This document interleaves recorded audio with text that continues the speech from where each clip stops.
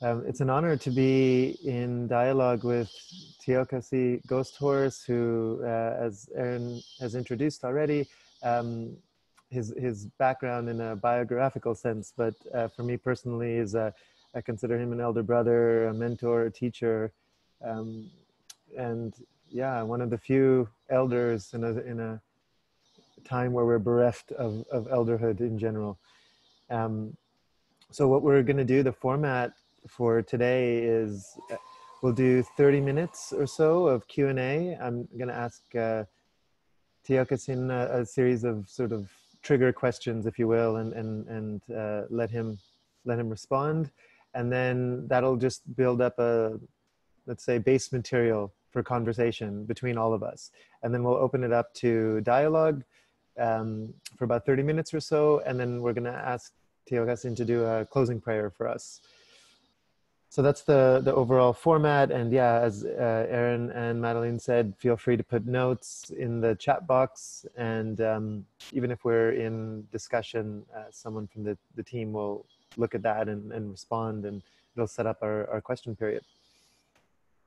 So before we go into questions, maybe we'll just do a moment of prayer and really connect with the present moment.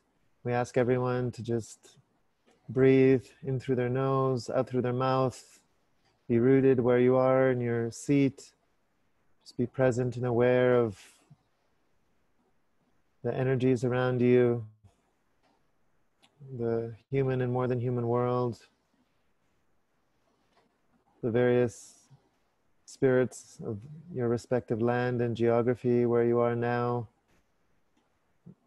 the ancestors of your lineage, the ancestors of all the lineages on this call. May they be in communication.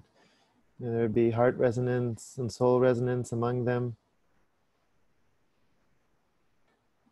May we be anchored to Pachamama. May our crowns be open, willing to receive information.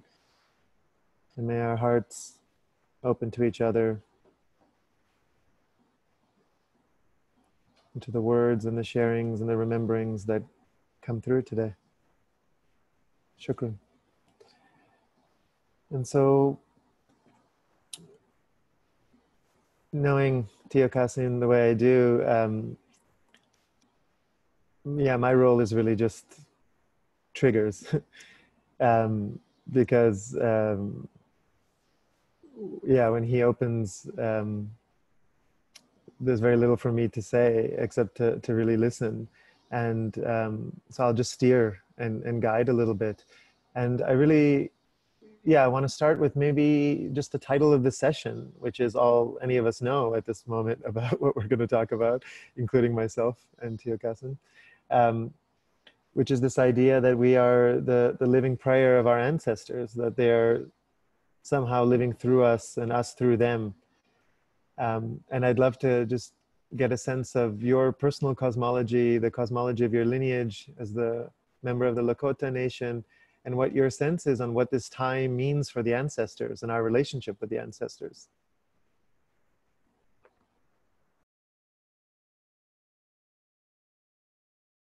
You may be on mute.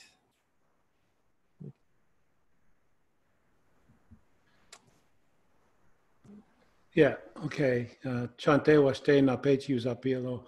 Le unki piki he wastelo. Le ambetuki tanka na wastelo holo kota yelo. Oyate hona umpe holo oskati wichoni. Just want to say greetings and good day and to welcome my relatives. And I shake your hands with my hand, with my heart, and my heart with good feelings. And this world today is a beautiful day, and it's good for all of us to be here. Yeah.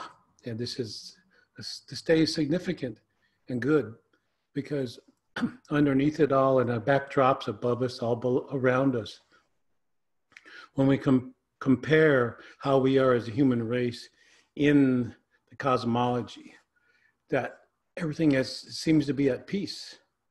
And so I often question, Alnoor, where is that peace that most people are looking for, because they want a effect because something is causing the non-peace. And I understand it in a way that in the language, in the world, that the deeper the traditional Lakota come from is that in the metaphorical world, in the metaphysics, there is no cause and effect. So I often wonder where we are coming from, because we often go to the duality of something begins and something ends, and therefore we're tied to a time concept, a container, and then we want to apply that to the rest of human beings. And the cosmology that is not heard often, because we often are defaulted into the Western mind of explanation and logic and rationality and intellectualism, and we are constantly trying to go outside of that box to bring it back into the box so we can explain our existence within this box. And so what we have is that DNA within us innately is there. It's there. We just maybe have forgotten that language. Sort of an earth mind, the earth mind, the where is the earth, earthman, the Akantu that I talk about, the earth man, the earth mind, where we are also the past and the future in one. And now, so we don't have that cool saying, be here now, because as we've always had the language that explains beyond what we're going through now, because it includes what you would say, the ideas of what exclusion is, because in the deeper sense of the meaning, there is no word for exclusion. There's all inclusion. So therefore there's no word for inclusion and exclusion, because it just is. It's just how much are we participating in a life that has been gifted, and how much of us understand that Earth is listening to us and answering every need that we have, every need. But then I go to this language I'm speaking now and understand it, that, oh, we must go into nature to listen. Oh, we must go there to listen. But we do it with extractive mindsets. We go there to achieve, to acquire, to bring back so we can feel good with who we are. And so the cosmology that we talk about, it needs to be completed, a complete thought. And you and I have talked about this quite a bit, Alnoor, is when we complete the thought, it's much more, and I'll give you an example. Most people in the Western Hemisphere that I've experienced, when they're sitting down at the table, they're blessing the food. They're looking to benevolently bless the food from above or wherever that is. And then it's different when we grew up differently, because we knew where the food came from. Yes, we put the seeds in the ground, but we didn't grow the food. So we understand that the food grows us. So our thoughts come from the earth. All of these inklings and ideas come from the earth. And that's what you would call the connection or the relationship that the language is missing, because we only come from the top on down. And I say this because in Lakota, there is no concept or word for domination. There is no hierarchy involved. And so in the deepest sense of E equals MC squared and beyond that is Midako Oyasi. Midako Oyasi is much more than all my relations or all my relatives. It goes way beyond it, including all life forms. So when I come from that, knowing that for a long time before 1492, even beyond when all of this confusion is finished, is that Midako Oye Oyasi will still exist and still has lived. And it's a continuum of something that we lost the language to. So we look for the heavens, we look for, in other words, we think about, we become so heavenly that we're no earthly good anymore. So now we're in that dimension of learning how to be earthly again. Our feet on the ground, the gardens are coming out, but the tethering to the old way of feudalistic duality is what's keeping us from actually recognizing the continuum and our loss of language. So we come up with things, connecting languages, connecting words, and it just sounds more or less cliche. We keep using the same language to wake up with that put us to sleep in the first place. And we find that we approach life in the greater life, I would say, with our soul only in our body, rather than understanding that our body is in the soul. And that's Midako Oyasi. So it's a relationship that we have. And I know at one time, these words couldn't be expressed this way. And in this country, in the United States, and sometimes still is not allowed in public, because I remember a time when I was very small that we couldn't sit in a circle as Native people. And that's in my lifetime. And so I could talk about those things that kept us from being who we are, but it was in fact, I think it was those things that covered and protected us. The oppression, this language that I speak, the wordsmithing that has to continually spell ourselves so that we are shooting ourselves in the foot and we keep going round and round. So we look for maybe an experience of something that has been routinely called democracy or capitalism, or, you know, the domination of religion and government and science, because that's the way of the West. That's the way of the domination. So I'm speaking to you in a domination language. So my work, since I can remember, is trying to understand why I was forced to speak this language. Why am I forced to forget this language? And yet in the forgetting of this language, I realize what's going on especially the United States, that people are forgetting about Native people.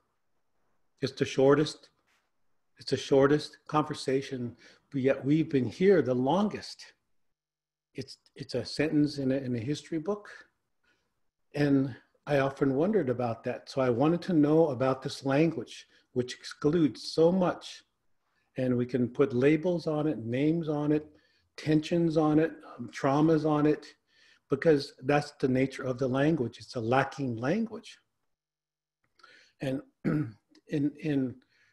I talked earlier about the plants grow us, so we recognize the entities of each of those. And therefore, if Earth is teaching us, as we know in our language, has taught us our language, that we know that Earth hasn't lied to us. So our language should not be one of manipulation. Our language should not be lying to others to gain authority, to gain recognition, but to remain humble and strong like the plants, the standing silent nation, to remain wamakashka, like as you call them, the animal, the bad souls, the animals. So in that recognition of what we have kept down, now the consciousness of the earth, the consciousness of people who were the lowest rung on a totem pole, now, because we didn't have anywhere to go, but we were already on the ground. Now many people, many systems, many thought process, belief systems are falling, and they have a long way to fall, and they're falling now. And that's what I mean. So where is the DNA in you? To say that you've awakened simply because you've been on these Zoom calls? Have we arrived at a point where we have to rely on technology to bring us together? Do we build the campfire bigger so that we can reach out many people? Or do we keep it a small campfire and bring people closer together?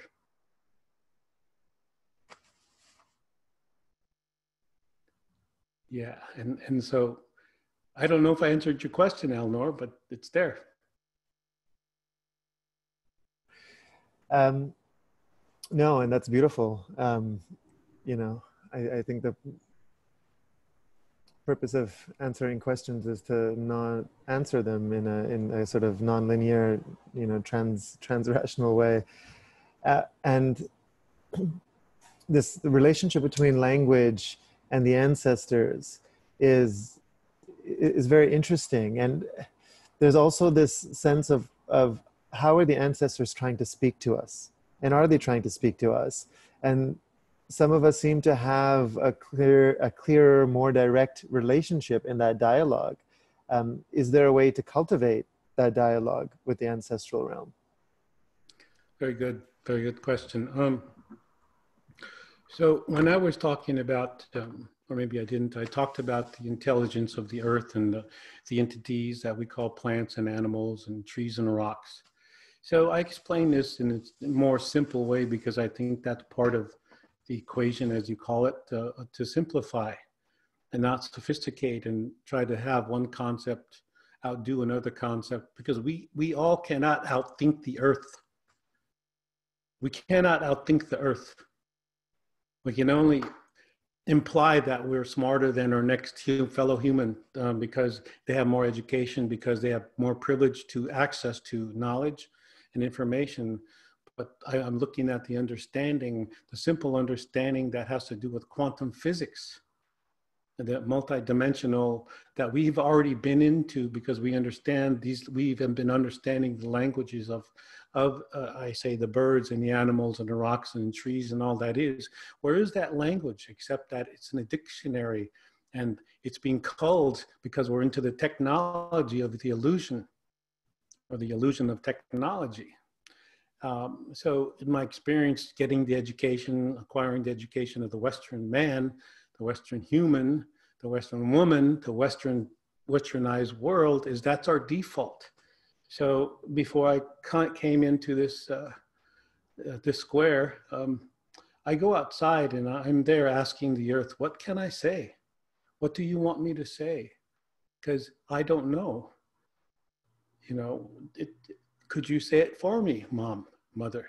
Could you fill my DNA from the ancients that you have? I don't know if that's going to happen or not. I can never say, well, I did it, so therefore I know. I don't know if she's doing it or not. It's up to me to be honest with that language I talked about, because the earth languages don't lie. Rocks don't lie. Trees don't lie. Birds don't lie. All water doesn't lie. And so we understand it in the Midako Oye Oyasi as these elemental lifelines that we have, the earth, the water, the fire, the things that grow. These are all intelligent consciousnesses, so much that they don't need a conscience, a duality of right and wrong, and you know, they are just being that. And so we understand that that rock has a great deal of consciousness to do with ours, the water, the tree, the fire, the birds, the animals. All of these consciousnesses are so alive and so intelligent that they don't need lines to go between. They don't work in right angles as humans do. And so when I look at the value of the intelligence that they have, I asked, can I live in fire? Definitely none of us can live in fire. None of us can live in water. None of us can live in a rock. None of us can live in an animal. None of us can do that. But I often ask the question, what are all of these elements and beings doing living in us? And I thought, wow, that's so intelligent. They can do that, but we can't. It's like we're centuries behind, if not eons behind, I don't like the word evolvement, but the continuum of the earth. And we are the last, and we're the least intelligent of all the beings, but look how much we put ourselves on this pedestal because of that monotheism that's out there. And we don't know how to relate anymore. So social distancing was easy for you all. So easy. Lockdown was so easy for you all because you have the language for it. We don't have that language. We don't have the word for free in our language because that's what we are. And it has nothing to do, it includes the body, but it has nothing to do with freedom of going out that door, or it's much more. Like I said, the metaphysics of cause and effects, it doesn't exist. It only exists with our bodies in this little dimensional thing. But when you include other beings, other intelligence in this consciousness, then you see how much we are missing. You feel it. Those languages, oh, so that's why those primitive native people in the jungle and out in the plains can turn themselves into animals. Well, see, that's a Western thought. It's those spirits are inviting us, but we've turned it around like, oh, we have to invite them, as if, you know, we want to go get you and bring you back here, so we're powerful. So we're lost, somewhat confused with we're dysfunctional as a human race. Our species is very dysfunctional, but we forgot how to act normal. So Mother Earth is doing that for us. She's, as you heard this before, Mother Earth is behaving, is only reacting normally to an abnormal situation. And so this is where we are now. And any amount of smoke and mirrors and beating on drums and having all the altars, that's helpful, I would think, but it's much more than recognizing only the anthropocentric mind. So we go to the earth mind, we go to that which is the intelligence that has created this body, that gave us permission to live here. And as you know, Alnoor, Ma was saying peace with earth, because what we have now is people are trying to find peace on earth, and we're fighting as human beings. We're fighting. And we don't know how to do that. We've been trying that for thousands and thousands of years, but it's really the peace with the rock, the peace with the tree, the peace with all of that, you know? So we ask permission to live here, to teach us the intelligence and consciousness, but can that really be put into a book? You know, and it has to be lived. The experience of living with reality is much more than the experiment of using reality. Yeah. Mm-hmm. And I think, you know, partly what I'm hearing is, if we track back from the beginning, that we have to engage as people who have been socialized in the West in a type of deprogramming that is so rooted in our body and our language and the metaphors, that this is actually a constant practice. It requires a vigilance of some kind. And in some ways, it's sort of like animism is the antidote to rationalism.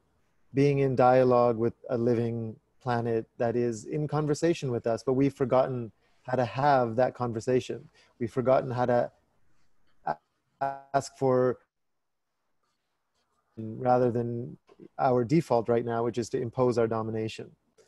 And I'm also hearing that sort of humility is the language of deities and the language of gods, and you know, assuming the rocks and the trees, these are also gods who are co-creating reality with us.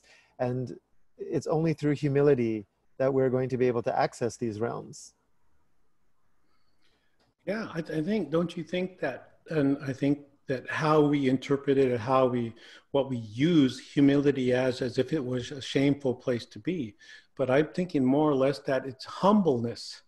To be humble is the most powerful place. To be vulnerable and show that to the earth, to your own mother. She wants to help. Once you're in a state of space of humbleness, that she knows what to answer for you. It's not like we want to live forever. I think people want to live like as if their immortality is in this body, when we're not even the same body when we were born. You know, we're totally different is that makeup. So why do we hang on to something that's always changing and speeding through Earth, through the universe, hundreds of thousands of miles per second, you know, and we want to remain and stay the same. And yet we are taught how to make a revolution because that's evolution. And when we were able to see that, oh, so my vote counted, or this money bought this, and we look at the we did this, so we got this. So we're always looking for the benefit through, and even identity. People don't even know what identity means. The entity of id, the ego identity, the entity of ego. So we're serving all of this. So, you know, it's about I, the me, the my, the mine, and ours. Now, if you have languages that don't have this centeredness, and if you have a language as Lakota who says the center of the universe is everywhere, so then what's our problem? You know, what is going on with that? Where is the separation? Isn't that so simple? So simple as peace with Earth, is to deprogram, yes, but also rewiring. I have some friends up in the northwest of the United States, of Turtle Island, as we call it for you Americans, is they are non-native people, and they've been adopted pretty much by native people in the northwest, and they work with the underground, the trees. They work with above the ground, close cropping with the mushrooms, and they both basically said that they, living among and with native people, regardless of our social ills that we've acquired from the West, the dominant thinking is one of them, is that these two non-native people have said that there's something that happened. We began to be rewired. Our brains reacted differently, as if something was not told to us, and that we didn't forget, but it was reminiscent. There was something there that we remember deeply. And I go to the story of when I was young. I lived in and near at that time the largest buffalo herd within North America was on my reservation, and adjacent were the ranchers with their cattle, and their cattle of bulls and just cattle, white man's cattle, beef. And so we had this herd, and one baby buffalo calf escaped and went out, and they couldn't find it. And there it was in the middle of this huge herd of white man's cattle. And the ranchers were saying, there's something wrong with our cattle. They're behaving as if they have a society now. They're behaving very differently. They're more wild. And then they discovered that one baby buffalo had changed the whole herd, simply because that baby calf retained the original instructions. And it changed the whole herd. Then the minute they took the calf back with the original buffalo, the whole herd returned to the docile, the order giving, the order taking so much, and was able to be herded and corralled. And I think about, this is what war means. This is what, how do I relate this? This is the relationship of the vaca, the vaccine that everybody's hoping that comes. The vaca, it means cow or cattle. And so does war. War means, original etymology in Sanskrit means desires more cattle. So it makes it, we want the easier things in life because our life is not good enough. We must make it better. So where's the humbleness in that? Where's the humbleness of just not praying to a tree or praying to a god or praying to a, but acknowledging and recognizing that is in here too, as well as that cosmology of this. Yeah, sometimes there's no words for it in this subjective language that I'm talking to you in, because if you're coming with languages that are not based in nouns as Latin-based languages that we're speaking now, then you can't subjugate, you can't objectify things. You can't thingify anything, you see? So you must approach this in a different way. And as a native person having to speak English all the time, I forget too. So the programming of this language helps you forget or forces you to forget, and we don't even know what hit us because we're cursing ourselves all the time. We're spelling ourselves all the time. Because this language of cause and effect and domination, and we think that we can find an exit strategy with the same language, and there are intellectuals out there, they're right beautiful. They tell you what it's going to be about, but there is no, how do you say, post-consciousness out of this conscience that we're in, this paradigm of conscience. Did I do the right thing? So there is no post-consciousness.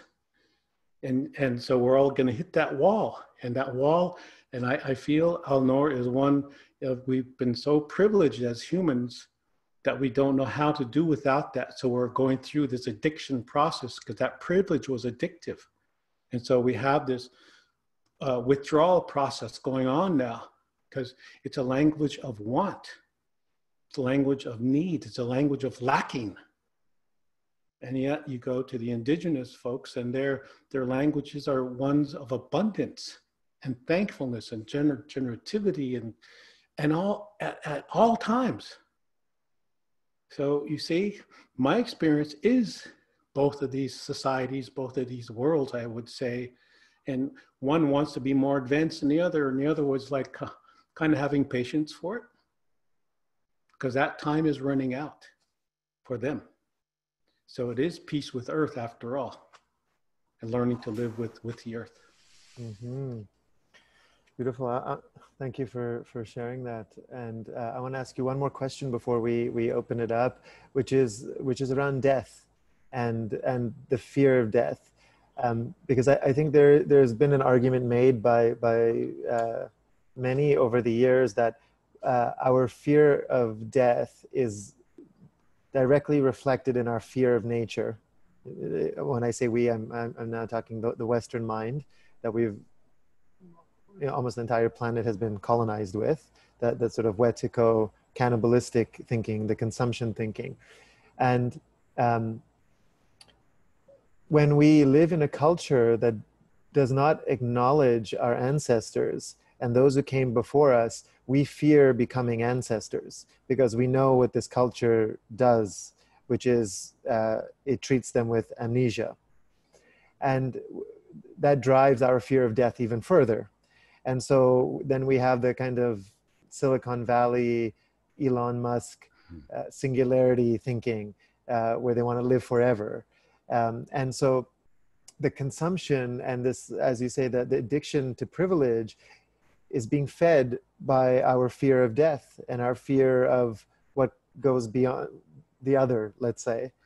And I'd love to hear your take on that, and maybe even like the Lakota cosmology around death and reincarnation, and how does one approach the great beyond in that way? Wow. Well, by feeling beyond this, right, is one way. So I can't tell you so much about the Lakota cosmology because that is a very, I wouldn't say taboo, because in the old Lakota, there is no word for superstition. There's no word for supernatural. Like, it's just part of us. It's what we do to fulfill this life is to die. And in my personal life, there's been many traumas as our friend has opened up with, I think it was Madeline or Aaron, and the traumas that I'd gone through put me close to death several times. And I wonder, wow, what a special place that was, that I didn't try to avoid it because I couldn't avoid it. It's going to happen to all of us anyway. So it reminded me how precious this life was. But are we living that life that death has provided, that I've come through, that bullet that went by my head, that the space between the bullet and the sound of the bullet, that was a sacred space. That was the death, you see. And so, wow, it's that close in all of us. And yet we want to feel the thrill of danger. We want to go out to this protest and we're going to change it this way and it's going to be better for our babies and our children. That's great to think that way. And I think what happens is an elder of mine, Martin Practel, for some of you know, he's a Cree man, who basically said that if you expect to see results of your work in this lifetime, then you're not worth the people that you come from. You see, because it is about generational thinking. So all the accomplishments, the accolades and the pieces of paper that says that you know something, what's that really going to mean in this place that people are describing as a void, a death? And so when I come to this prayer that of the earth mind, you know, that's connected. It's connected to the consciousnesses that I talked about previously, the rocks, the air, and the fire, water. And so are they dead? Are they in circulation? Are they constantly providing life as well as the other thing that we call death, the balance of it? And so thinking living or dying is actually the same thing of duality, because we die every minute we live. As you know, our breath, the wonia in Lakota. Wonia, it's such another description. So I will go back to the primary element that keeps us in the consciousness of who we are, because that's what death is a consciousness. And so one of the consciousness is, now, if you can connect this and stay with me, Mini. Mini and Lakota in the Greek alphabet, MNI. MNI, Mini. You've heard it a lot, the Standing Rock, Mini Wichozani, Mini Wichoni. Mini means water in the noun form. But Mini would, and I was told by an elder years ago, said, it doesn't mean water. And they say, okay, what does it mean then? He said, well, you probably feel it when I say the means that which is related between you and I and all things. And ni is living, and the e is voicing. So you think about water as you do in a noun form, and you think how it is that these indigenous folks really understand the cosmology or the quantum physics of it, and how it's living as it always has, and dying at the same time. But it retains the value of being able to make something live and make something die. So Mini essentially means voicing the living relationship between you and I and all things. Now think about that in your language, that you don't need to have so many words for description, to describe what's been written. You scribe something and now you're describing it. So you're changing the truth when, like you said, Earth doesn't lie. So we're dealing with the quantum physics of death and living at the same time within our atoms. Each of those atoms, as we know it, have brains, have intelligence. But yet we're trying to conquer that with the 10% of this personal power and my quartz crystal and my drum and my feather and all these things. That is nice, it really is. But it's how we treat them as objects that, you know, yeah, I don't know where else to go with this language, really. No, that's the perfect place. So before we open it up to questions, I'd love if people have a piece of paper and a pen, and you don't necessarily have to write this down either. I would just love us to go into a moment of contemplation, really, about our relationship with the ancestors. And you can define that in any way you want. You know, it's interesting when we do ancestral work with people who have been socialized in the West, what I often hear is, I don't have ancestors. Or I don't have a relationship with my ancestors. And, you know, when we look at other cosmologies, maybe we just look at three quickly. And, you know, in the ancient Egyptian cosmology, the star nations, star ancestors negotiate with your physical DNA line to imbue that soul into your body. And so your ancestors are not just your physical ancestors in your DNA line. There's something more to it. There's a cosmic, a celestial connection. And then we look at, you know, many First Nations cultures where the idea of ancestors, it expands to beyond the human realm into what feeds you, what nourishes you. and this is, you know, where the culture of the totem came from. And of course, in that sense, we are all in ancestral relationship with Mother Earth. And then, you know, even just in the scientific rationalist worldview, the idea of junk DNA, you know, they call 93% of our DNA that they don't understand junk DNA. And what we're finding is that this DNA has a very strong electromagnetic frequency. And so it could be that our ancestors are living through us in that way, you know, that they're energetically living through us.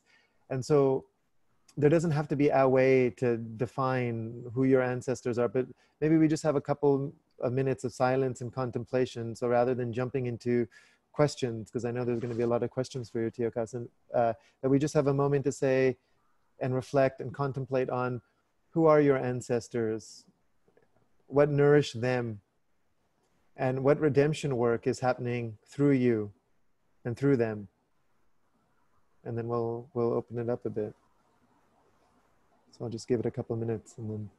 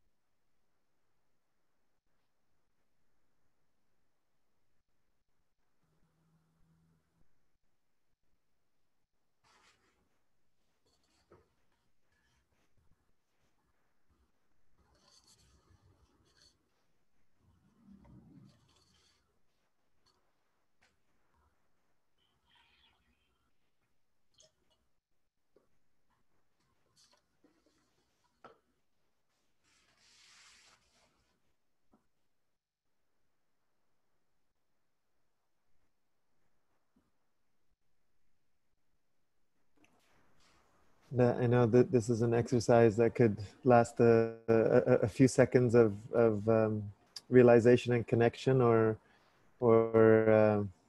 many hours of contemplation, many years of contemplation.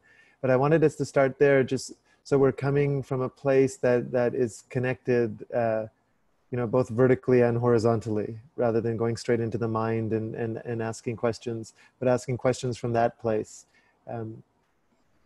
And so, yeah, we can do questions through both the chat box and hand signals. Mm-hmm. So there's a question from Mira, if Madeline wants to unmute Mira.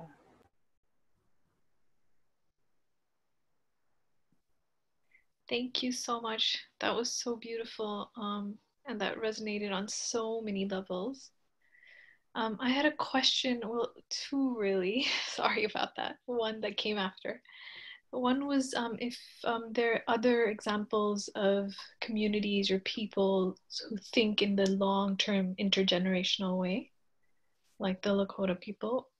And the other question is, how, because I know all that you're describing is very relational, how we are in relation with each other and with Mother Earth and the cosmos in general. But the way I understand some of the more recent religions and movements, and even Buddhism, the concept of oneness, how does that relate to some of the traditions and knowledge and narrative of yeah. Sorry, I'm just, yeah, I'm a loss for finding the right word for it, but yeah, just how does that compare? The whole idea of we are one and we're connected to the cosmos and things beyond us, and that the universe is all one and we're one conscience. How does that fit into your traditions? Thank you so much. So, Alnoor, do you want to take that, or do you want me to take it? No, please go ahead. I can do my best and my worst with that question. I think it's not so much that it's you could say tradition, therefore they're outside of who we are. That makes that sort of a, and this is not just for you, Mira, but this is for the listening audience. How xenophobic is our language? Because we're into this spiritual agnosia. Their damage has been done. And how do we repair that? Yet even asking the question, how to, is another one in acquisition. How to do something means that these quaint Lakota people and traditional Lakota people, or traditional people, have a manual that we can all acquire, and we'll read instruction by instruction to get out of our dilemma of not understanding. But this is nothing personal, but this is a general question I get all the time. So when I'm thinking about that, you would say we're all one, or a lot of these dogma religions all go to, well, we are all one, which is fine, but where's the work? Where's the work in recognizing the differences? So if you really understand the Lakota way, I'm not saying to be Lakota or Native, I'm just saying we recognize the differences, because that's the beauty of it. We recognize the differences, we argue with the differences, and without judgment. Now, how do you do that?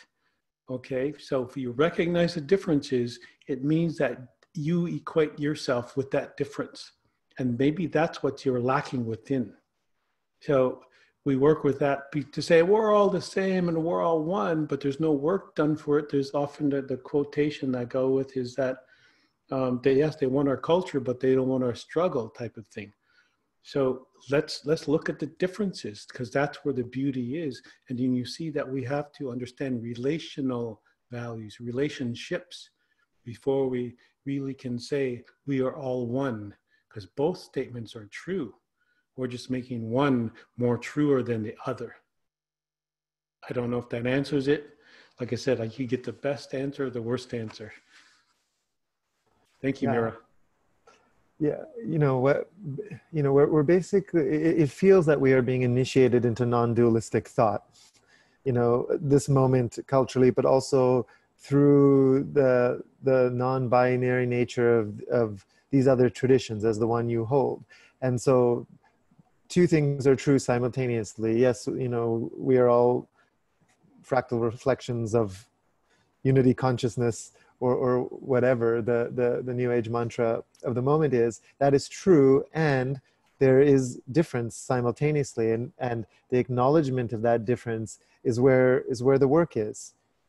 And there's a philosopher named Thomas Pogge who said, we want to inherit the fruit of our ancestors' work, but not their struggles, and not their psychoses, which is also this spiritual bypassing. We do the spiritual bypassing with the we're all oneness, and we also do it with taking the best aspects of our endowment without actually doing the work that is required to do that redemption work in that lineage or what have you. Yeah. Very true, Alnoor. And I think part of it is that we've been taught to say, it's sort of a giving up statement. Oh, we did our best. Now what? You say, oh, we did our best and we couldn't get it, so we'll try another way. So it's always back to the drawing board mentality. But the thing with doing your best is you forgot to do what's required. And that's where the struggle comes in. And we don't know what to do when it's required to, because we're privileged to say it's our best. Now we're going to go back to the drawing board. We invented it. I invented it. My people invented it. Therefore, you see, we have the right way. And that's why I say relational values sees that there's different ways. But when I, and personally, this is the thing, when I look at it as if it's based in dogma, it's probably too good to be true.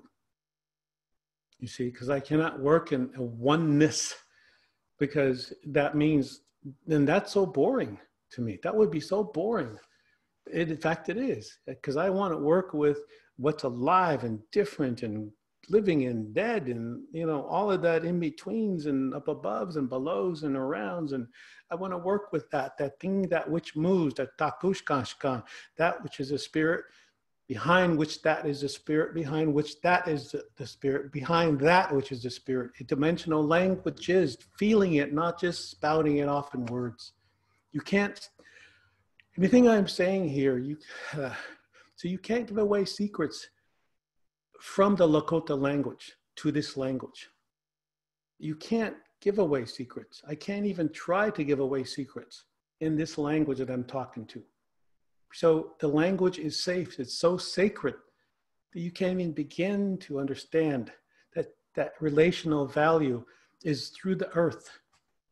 You upload through the earth instead of downloading sky gods and all of that, because we've had enough of that. Look what it got us into. So if we start uploading the intelligence of the earth, and then you'll see that the feminine really wasn't out of balance, that she was always there. We just forgot to recognize her. Because men and women are needed, right? And if we put one over the other, then look what happens. So it's all about, we can say equality, but in the Lakota language, as far as I know and studied and heard, there are about 200 to 300, I'd say 200 words called that describe balance. In English, maybe 4 or 5. So maybe what we're missing is how to understand what balance is. Yeah, that something, everything that we look at, everything here has the ability to make something live or make something die. That's power, right? So in that way, I think I'm kind of ranting a little bit here. No, not at all. Beautiful. Thank you for sharing. There's a question from Anna Elliott, and she asks, how do you approach rage and grief, inside, collectively, ancestrally? I love it. Can I use that word? It makes you feel alive, and when you go through it, you realize that everyone has it. Just not emptying your mind, or it's there as a medicine, because everything is medicine. Everything is medicine. So in this country, we could say this is why it's happening in this country and what's going on with the throes of capitalism and democracy and materialism and religion and science. And yeah, that is, oh, that came from over there. That came from someplace else. And they want to include us in that now because we have no other way to live as Native people. And so we'll try to behave like we're good Americans, but forgetting how to be good human beings. So when I'm thinking about the nature, I can't even say that. That hurts when I say nature, because we don't have that in Lakota. So if I could say in verb forms, nurturing, mothering, everything is in verb forms. So you see, everything is caring for us, regardless of what we think it can and cannot do as value. So we tend to apply an anthropocentric view upon it that, I forget what the word is, but it's where if you don't see value in something, and pareidolia, you become a pareidolik. If you don't see value in that tree, then if it's not worth it, you see, that's an American thing. But if you see value in everything, not as what benefits you as a human, but value for just what it is. It's so beautiful. It's there caring for us. Your chair you're sitting in cares for you. The wall, the roof, everything becomes alive, an ing, as you would say. It's a verb. So That's the language that indigenous folks are coming from. We're uploading the learning, and it's this ing going on all the time. So when you're in that world, you're wondering why these people are speaking this language that's dead, objectifying things, so that has no life. And we keep stacking the knowledge and information that's controlled by the dominant authority. It took 12 years for me to learn how to become reflexive to authority in this country. Yes, sir, no, sir. We digitized. Authority was standing up there telling us you were right, testing us every day. You were wrong. Yeah. And then you get through it and you kind of get this idea, even if this guy named Robert Clemens, well, Mark Twain, he said, yeah, I was educated once, but it took me years to get over it, right? And so once you understand that, it's like, oh yeah, that's their way. I can understand it because I've gotten their pieces of paper saying that I know something. And I put some letters behind my name, and therefore it'll get me better jobs. But the learning, the experience of Lakota, to ask always for the centering of the original instructions, Lakota, is the basis of intelligence. Is that my 3 favorite words is I don't know. All the time, I don't know. Slowashnialo. There's a play on words that you once said to me in vis-a-vis Descartes, who said, I think, therefore I am. And then you said, we think, therefore we are. Yes. It's very, very much different. I think that when I first heard that, when I attained this philosophical mind, and I'm really into the philosophers of the West, I would say Western Europe, not West, because we are the West as Native people in the Western Hemisphere. So I was reading this, I'm like, oh yeah, and it had to do with Diogenes of Sinope, because he was a man who, I think his father was a banker. He decided to live in the streets of Athens, and he lived in a giant vat with straw as his bed and one robe. And people would bring him food because he was a mendicant, I guess you call it mendicant. And then he would say these things so profoundly that people would bring him food. Kings and queens were bringing him food. And he just wanted so much that he could survive that way. And then he borrowed a lantern. He borrowed a lantern, and he lit it, and he went through the streets of Athens to find an honest man. And he couldn't find one in broad daylight. So,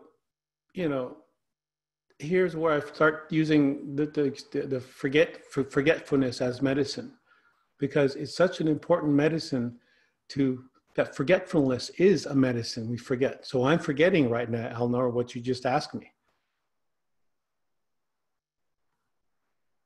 Could I ask you to ask that question again? Because it had something to do with this. We think, therefore we are. Okay. As the antidote to Cartesian logic. The philosophers came into that being, because that's what the information does to you, makes you forget. So I think, therefore I am, Descartes. I saw that and like, wow. So in Lakota, there is no true word for I, me, my, mine, and ours. So how do I say that? Think. Isn't that the etymology of men, males? That's what you do when you say think. You're talking about how men think, males think. I think, therefore I am. So you're kind of doubling in on yourself. I am, because I think I'm a man or something. How I think like a man, how patriarchal that was, and how lonely that was to individualize yourself. And I thought about individual, undivided duality. And so I thought about that, and then here I am in English trying to figure out how these words are saying and speaking to me. And then I thought, oh, in Lakota, we can't say that. We can only say, we think, therefore we are. Because we're talking about all of the thankfulness, not just I think, therefore I am, removing, isolating, programming myself with the language of singularity and oneness. Yeah, you made me think of another variation of this, which is, I think, therefore I forget that I am. Yeah, that's right. That's right. Yeah, this is. So maybe we have time for one more question. There's one from Kyra Royo. I hope I said your name right.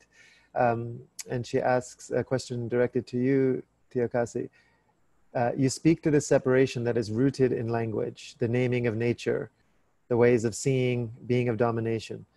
How do we begin to heal this chasm of separateness, this deadness and atrophy of connection? I ask from the feet of one of many youths looking for deep discernment and listening to the entering of original instructions, without denying the work, the challenge, the medicine. Yeah, I think we forgot how to, in a sense, we are always asking religions, we're always asking God, we're asking other human beings, but we forget to ask Mother Earth for forgiveness. She misses that. And she's trying to get our attention so much these days, but we're still trying to escape the spanking, so to speak. We're trying to avoid the suffering. And yet we even forgot how to ask the earth, even give appreciation. We say, oh, thank you, that's a great sunset, it's beautiful. We go inside and then we see it on TV and just, it's almost as like, where is the reality of this all? Or where is the relationship? So I think part of it is really learning how to ask Earth for forgiveness, because she has no wrong or right, but she understands humbleness, and the base of forgiveness is being humble and not expect an answer out of it. And I began this talk here earlier, and I said that before I speak, I go outside and ask her, because the intelligence that we lack happens to be the empty space in us, that she is there and available to fill that space up. And I think that's part of, I would feel, is what is lacking, is that we forgot how to ask for forgiveness and then to actually do something about that. It's not in the doing of progress of the Western world. It's just, maybe doing is nothing, just fixing what's broken inside, not the mind, but the consciousness of the heart, the chante, the how do I say that, the living treeing that we call the heart in English. To us, it's a living treeing. And that living treeing is actually the consciousness of the earth. So when you have earth men, the akantu, the wichasha akantu, the earth men, the earth human, is that we have the consciousness of the earth. And that is here. It's been present, and now more of you, more of us all are recognizing it now, the continuum of her life, and that's what she's been waiting for. We can go get caught up in the world, but are we really of that world? Have you lost so much power that you have to give away your power to that and let that power eat your energy, your spirit? And we don't have to give it away. We have to recognize where it comes from. So, and that's part of it. And these answers may be simplistic, but I think they come from more of an experience rather than being the expert of spirituality or religion or science or government. The experience that I've described in this previous hour is only not even a fingernail clip of the experiences that we've had as Native people. And so we're still waiting for acknowledgement from you all that we can help. We've always wanted to help around the world. And yeah, I just remain that way, that's what we're built to do, is to help all beings. I think that's a beautiful transition for a closing prayer. Um, and you touched on language a bit earlier, but I don't know if many people know this, but there's very few people who speak Old Lakota anymore. There's like 300 people or something like that. And I forgot when the English linguists came and sort of butchered the language. I think it was the 1700s or something, right, where a new Lakota script was written. But Tiokasin, speaks original Lakota, and it's a language of verbs. It's a language of action, of being in dialogue in a relational, animistic way. And just to honor that preservation of tradition within you, and to really honor your ancestors, Tiokasin, and the way you walk on this planet, and for all that you do. So thank you for your time, and really blessing us with the sharing. Yeah, thank you. I think it's easier talking than it is listening. I think it's easier to listen, and I think it's harder to listen. It's easy to talk. It's harder to listen. And then if those of you who are outside come in from the outside and sat down, just think about what you brought with you. The magi that's out there, the ones who are using the tools of the earth properly, the birds, the fish, all the animals are they're with the original instructions, which is the magic. Now, we as human beings have become magicians. We're fooling ourselves. We think we're fooling the earth.